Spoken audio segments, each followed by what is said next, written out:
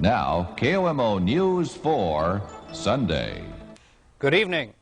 Mt St Helens will never be the same again. Perhaps all of us will never be quite the same, never so smug about our ability to control Mother Nature, to try to predict, to deal with the terrible, awesome forces that shape this fragile slice of earth we live on.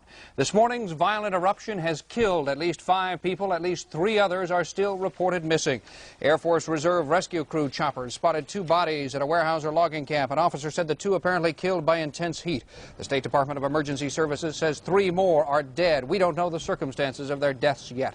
This is the black cloud of smoke and ash that billowed up from the top of Mt St Helens shortly after 8:30 this morning.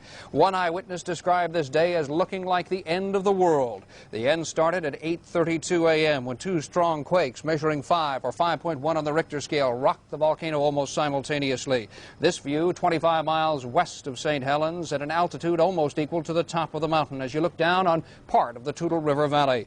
It was followed by a rolling series of harmonic tremors showing magma, molten rock on the move deep inside the volcano. 7 minutes later, 8:39, a tremendous blast shattered the Sunday morning calm. A blast heard as far away as Vancouver, British Columbia, a blast, some say, that rocked the courthouse in Port Angeles.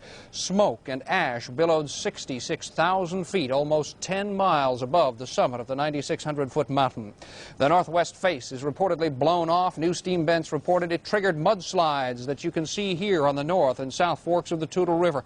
A 12 to 20-foot wall of mud, water, and trees came crashing down the mountain at 20 to 25 miles an hour, racing through the Toutle River Valley. It demolished highway bridges along 504 and a railroad bridge in its race toward Interstate 5. The bridges there and even more railway spans, those just north of Castle Rock. I-5 was closed for an 8-mile stretch. It's incredible to try and get the scope of the destruction that this thing wrought. Here is a scene from a News 4 helicopter hovering, or should I say racing down the river just hundreds of feet above a solid bank-to-bank wall of timber. It's almost as if someone had taken a tremendous box of toothpicks, that is, and dropped them out and slid them down the river. Interstate 5 was closed on an 8-mile stretch from Chehalis all the way to the bridges. Not far from there, the Toutle flows into the Cowlitz and into the Columbia. An anxious watch to see if the flow would wipe out those bridges. It did not. I-5 was spared, perhaps for now at least. This is a view of some of the destruction. There you can see one single strand of steel railway left in the bridge over the Toutle River there. Someone foolish enough, 2, 3, 4 people standing on what's left of that railroad trestle. Another wall of mud and water had reported to be down the Green River. That's a tributary of the Toutle, 4 feet high, not quite so bad. This is at a Weyerhaeuser logging camp on the slopes of Mt St Helens. You can see the damage it did. You can also see what it did at Yakima at noon, high noon, and it reported as much as a ½ an inch of the fine volcanic ash right there coming down. It looked like it is midnight. It is 12 noon in Yakima. People reported coming into Yakima hospitals because they couldn't breathe, those with chronic lung problems. People advised to wear wet cloths over their mouths if they had to go out. People told to stay home, and it's that way throughout eastern Washington.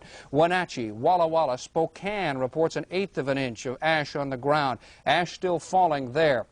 Throughout eastern Washington, it has been a hellish day.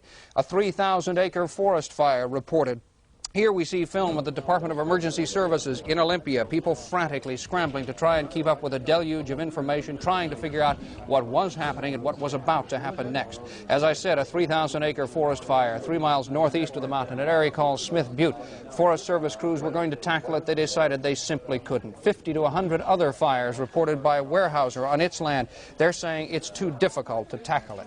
We had reports that 3 people were still listed as missing. Some of those people were 2 geologists and, of course, 83-year-old Harry Truman, a fellow who refused to move from his Spirit Lake campground.